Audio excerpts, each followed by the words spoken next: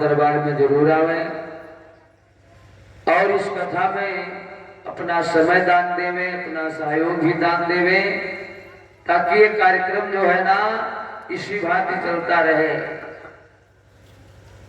आया भाई, ये समय बड़ा ही मूल्यवान है। एक एक दिन मानो हम लोगों का बढ़ता जाता है ना, तो समझो हमारे जीवन का पल पल जो है ना कम होता जा रहा है। आखिर हम लोग साप्ताहिक विधान के द्वारा ही कथा को क्यों सुनते हैं? शादी विवाह में सातय फेरा क्यों लिए? तुलसी बाबा के सातय कांड में रामायण को क्यों लिखा? सप्ताह में सातय दिन क्यों होते हैं? क्योंकि हम लोगों की जिंदगी जो है ना वो सातय दिन की है। सातय दिनों में सभी लोगों को भैया मर जाना है और सातवें दिन में जन्म लिए वो सातवें दिन में मरना है। इसलिए सभी भक्तजनों को अपना समय निकाल करके भगवान की कथा में जरूर आओ। अब 7 दिन का मतलब यो कोई ना समझ लियो कि 7वें दिन में मर जी हो। 7 दिन का मतलब यो है कि सोमवार, मंगलवार, बुधवार, बृहस्पतिवार, शुक्रवार, शनिवार, रविवार 8वां दिन ही नहीं। इसलिए 7वें दिन में तो सबका मरक है भैया। अब कोई सोचे लगे चलो खेतो बेंडर हो 7वें दिन में बढ़ जाए। 8वां दिन नहीं बना है भाई, 7वें दिन में आए हो। 7वें दिन में सभी का जीवन समापन है। तो ये जो 7 दिवसीय भगवान की विशेष कृपा हुई हम और आप लोगों पर, जो भगवान की कथा हम लोगों को निरंतर सुनने को मिली, तो इस कथा में अपना अमूल्य समय जरूर सभी भक्तजन दान देवे। आइए भगवान की मंगलमय कथा में प्रवेश करते हैं। जैसा कि समय है दोपहर कालीन बेला में सभी भक्तजन गुरु की महिमा इस पावन प्रसंग को थ्रोणपान कर रहे थे विश्राम सागर से, कि गुरु करने से हम लोगों को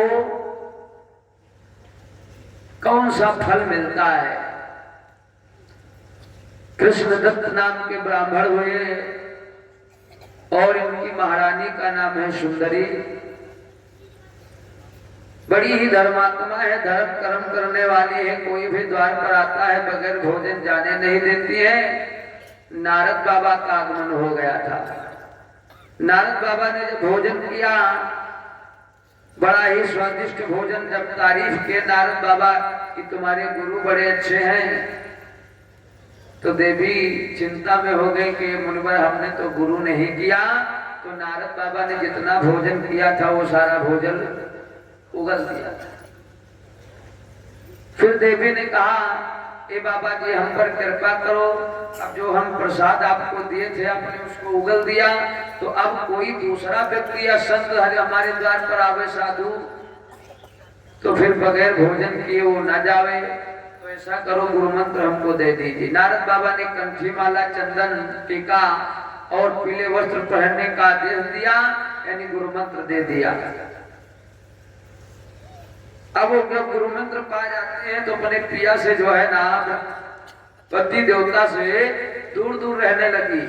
कोई तखत तो बैठे तो नीचे बैठ जाए, चारपाई बैठे तो पति देवता जैसा में तैसे नीचे उतर जाए। नहीं वो पानी पकड़ा हुए तो पानी का स्पर्श भी नहीं करती थी। तुरंत पानी लीजिए, भोजन दे तो थाली सरका दे। तो पति देवता ने इनको मारा था। तो कहा था हम कैसे पहले की बात रहने लगे, तो कहें तुम हो गुरु करो जा। तो गुरु करने के लिए जब गए थे तो बीच में दूसरे ब्राह्मण ने उनको टोक दिया था, कहाँ जा रहे हो गड़बड़ दिन गुरु मंत्र लेने। हे भाई, तो ये गुरु मंत्र नहीं ले पाए थे और घर आए कुछ दिनों के बाद में, अच्छे दिन नहीं आए, इनकी मौत हो गई। तो कौन बन गए थे? हाथी का जन्म पाए थे जंगल में। इधर उनकी पत्नी सुंदरी जो है ना एक राजा के घर में राजकुमारी के रूप में उतार लेती है। पावन चर्चा आप लोग दोपहर कालीन बेला में सुने थे। आइए इसके आगे की कथा।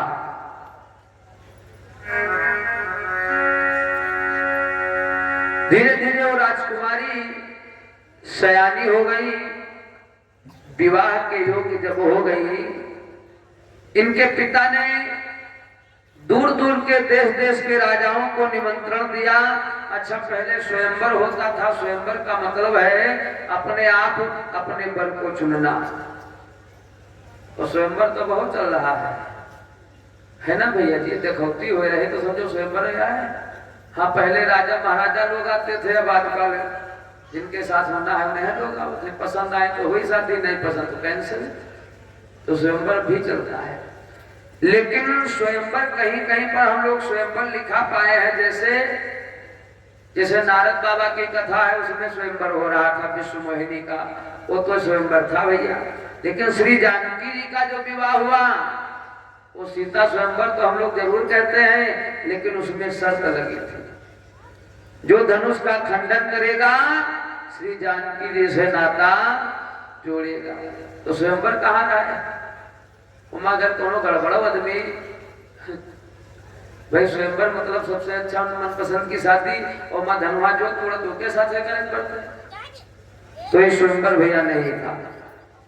अब 10 दिन के बाद जब उस राजकुमारी का स्वयंवर का आयोजन भूप करवाना चाह रहे थे, तो हाथी जो है ना चिंता में हो गया कि हम अपनी पत्नी के तो प्रतिदिन दर्शन करते थे, महलों में रहते थे, हम हाथी में जन्म पाए, शरीर का हाथी का पाए, क्योंकि हम गुरु नहीं किए थे।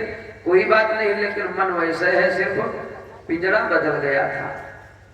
कहते हैं ना भैया, ये जो पिंजरा है ना ये बदलता रहता है, कपड़े के समान ही शरीर होता है। आत्मा एक है, बस आज ये ले कपड़ा पहने तो कल दूसरे दिन जो दिन कपड़ा फट जाए, चेंज हो जाए, वैसे शरीर जब काम करने लग जाए तो बदल जाता है।